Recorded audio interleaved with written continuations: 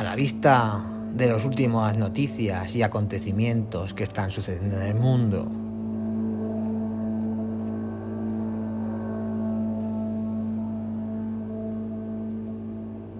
no hago nada más que pensar que vivimos en una distopía.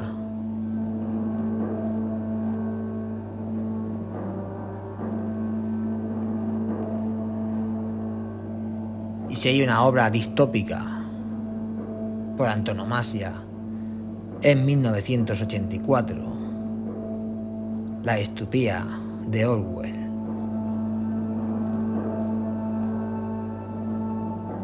Cada vez que vemos un régimen en el que hay un cierto control de población, o cada vez que descubrimos una nueva red de espionaje,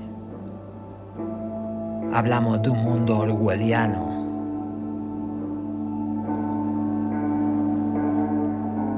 En el año 1949, George Orwell escribió su aclamado libro 1984, que tendrá una trascendencia increíble en el mundo de la literatura y en el pensamiento político. Pero, ¿vivimos de verdad en un mundo orwelliano?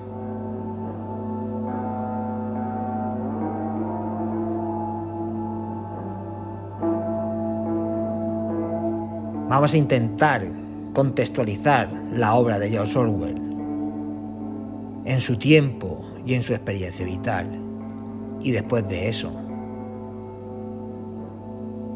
nos atreveremos a dar una tímida opinión sobre lo que está sucediendo en la actualidad.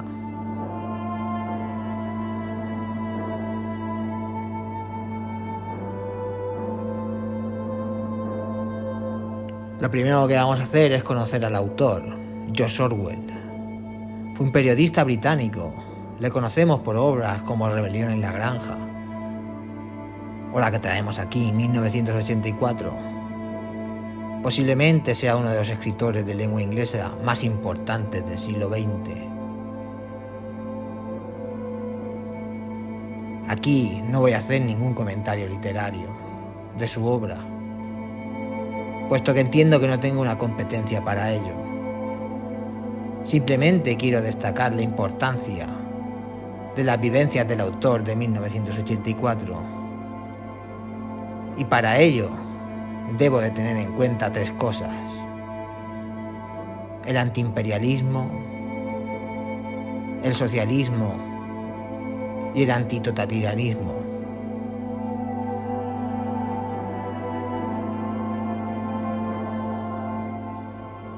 Orwell fue un exponente destacado del socialismo, democrático, extremadamente crítico, tanto con el régimen soviético como con el terror nazi.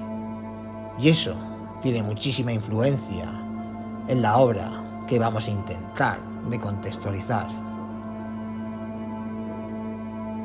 Quiero incidir en dos aspectos que considero importantísimos. Uno es la cercanía de Orwell con las tesis trotskistas, sobre todo durante la Guerra Civil Española. El otro punto es la cuestión del totalitarismo.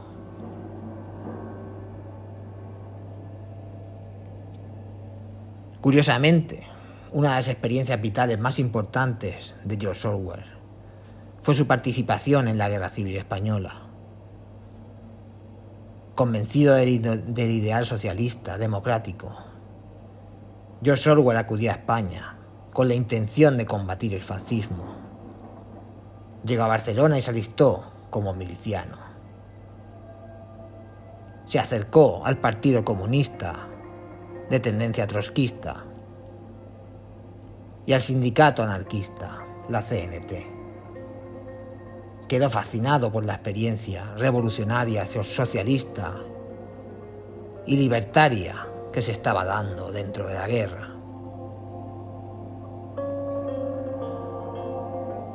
Como bien sabemos, la experiencia revolucionaria de la CNT y del POUM creó una importante división dentro del bando republicano. Su punto culminante fueron los sucesos de mayo de 1937. En este conflicto se enfrentaron las autoridades republicanas a la revolución social que planteaban los trotskistas y anarquistas. Finalmente, la República consiguió controlar la situación y los intentos revolucionarios se vieron frustrados. En este choque tuvo un papel muy importante el Partido Comunista, quien defendió la necesidad de priorizar el triunfo sobre los fascistas en la guerra civil y rechazó la idea de plantear una revolución social en España, aprovechando esa coyuntura. Orwell, fascinado con la experiencia anarquista, fue muy crítico con lo que él consideraba un comportamiento autoritario y estalinista por parte del PCE. De los sucesos de mayo y la posterior persecución al POUM habló mucho en vida George Orwell e incluso le dedicó una obra titulada Homenaje a Cataluña. La experiencia en la Guerra Civil Española tuvo muchísima influencia en su pensamiento, pues desde ese momento comenzó a señalar al totalitarismo como enemigo del socialismo democrático que él defendía.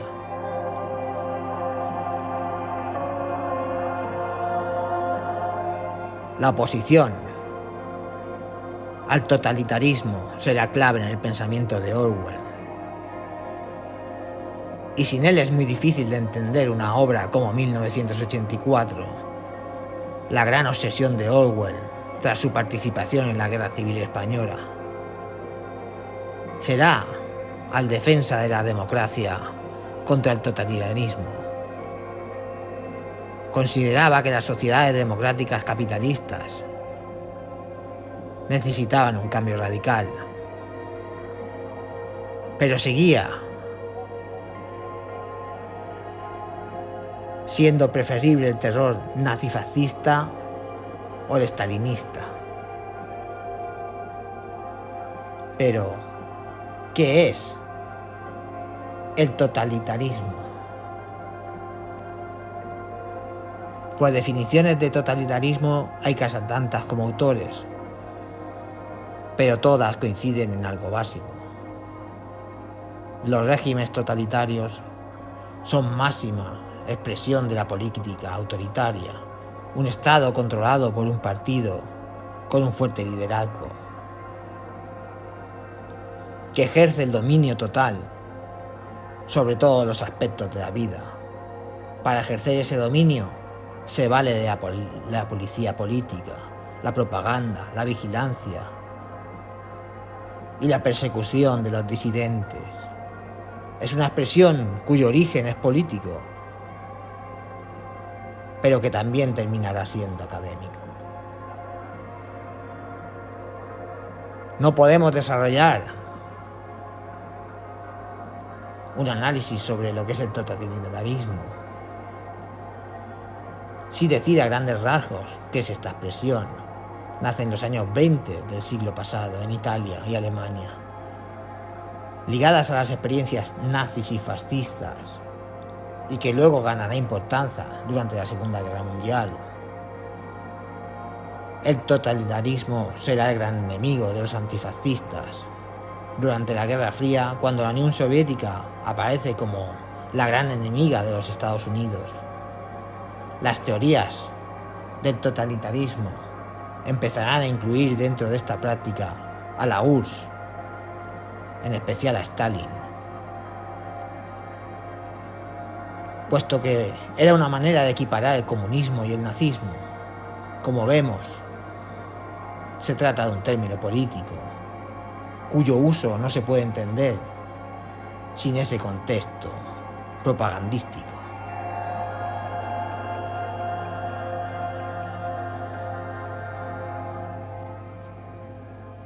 Personalmente, veo dificultades para entender la política desde el totalitarismo. El poder en que un Estado ejerce según sus dichas teorías es imposible de aplicar en el mundo real. Ni el nazismo, ni el fascismo, ni el comunismo soviético se adaptan fielmente a la definición de totalitarismo. El fascismo y el nazismo eran policracias, donde una serie de grupos conservadores mantenían una dictadura que se basaba en un pacto autoritario en torno a un líder fuerte. En la URSS, ni el partido era tan monolítico ni el Estado tenía tanto poder sobre el país. Y no se puede analizar la URSS como todo uniforme, como si fuera lo mismo hablar de ella en los años 30 que en los años 70. Diversos autores han planteado una revisión de este término, diciendo que funciona más como una etiqueta que las democracias occidentales ponen a sus adversarios que como una categoría útil para entender experiencias o políticas históricas. Una manera que tienen los liberales de equiparar dos experiencias tan distintas como puede ser el comunismo y el nazifascismo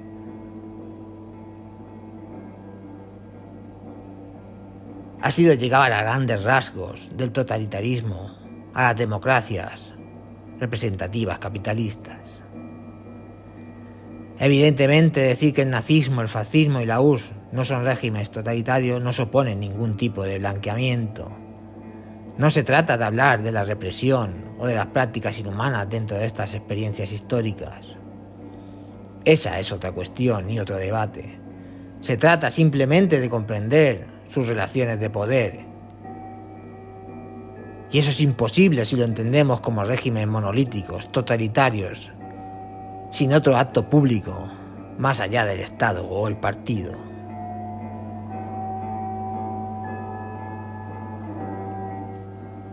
A finales de la década de los 40 y pasado el siglo, Orwell publicó su libro 1984. El libro nos pone ante un futuro distópico, en el que la vida pública y privada están controladas por el Estado totalitario, liderado por el Gran Hermano, y que cuenta con una amplia red para vigilar a los ciudadanos y controlar su pensamiento. Evidentemente la obra está marcada por la mala experiencia que tuvo Orwell con los comunistas durante la Guerra Civil Española. En su obra, el autor refleja su visión sobre el régimen soviético. Por ejemplo, el Gran Hermano es claramente Stalin. El Ministerio de la Verdad hace una alusión a la propaganda comunista. Y Emanuel Goldstein, el enemigo del pueblo, representa a Trotsky. No vamos a entrar en un análisis a fondo, pero dejamos claro que en 1984 es una crítica de Orwell al totalitarismo que según él representaba el régimen comunista de la URSS.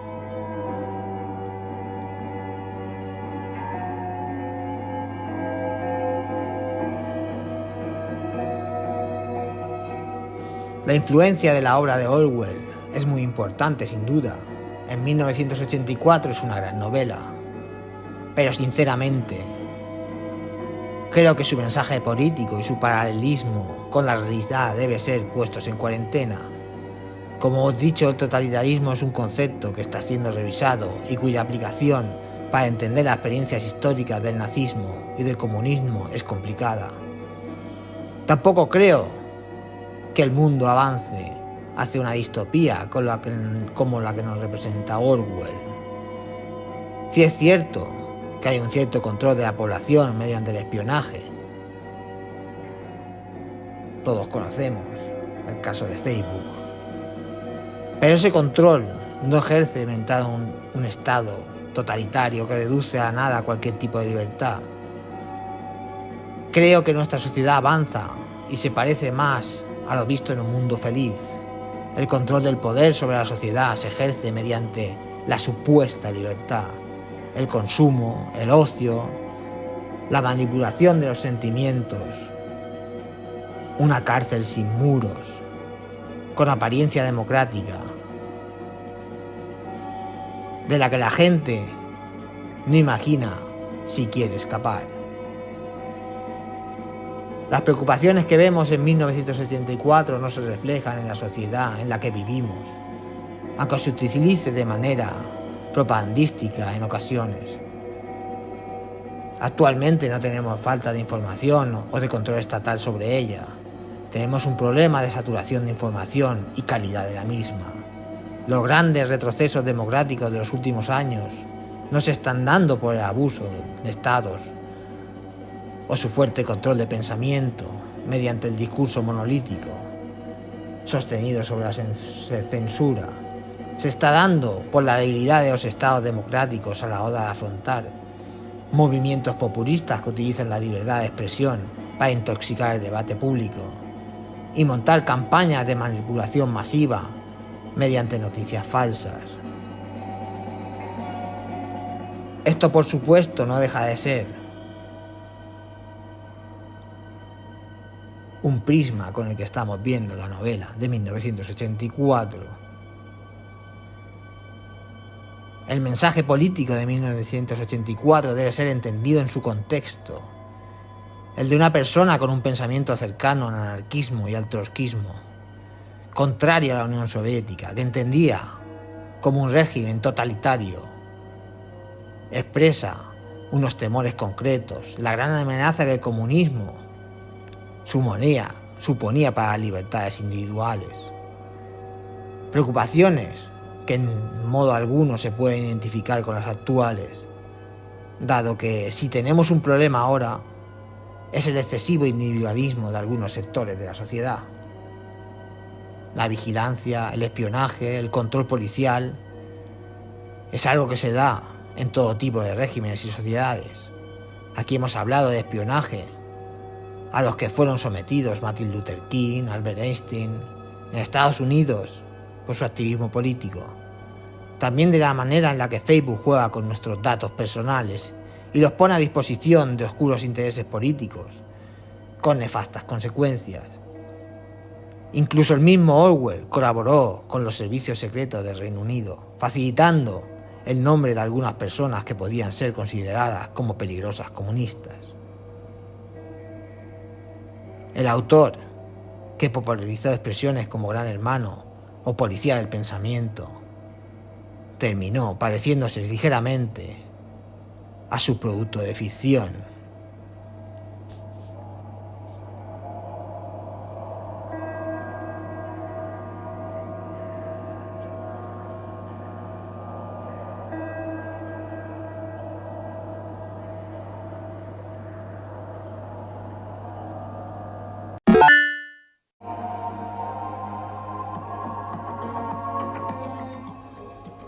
Lo vamos dejando por aquí.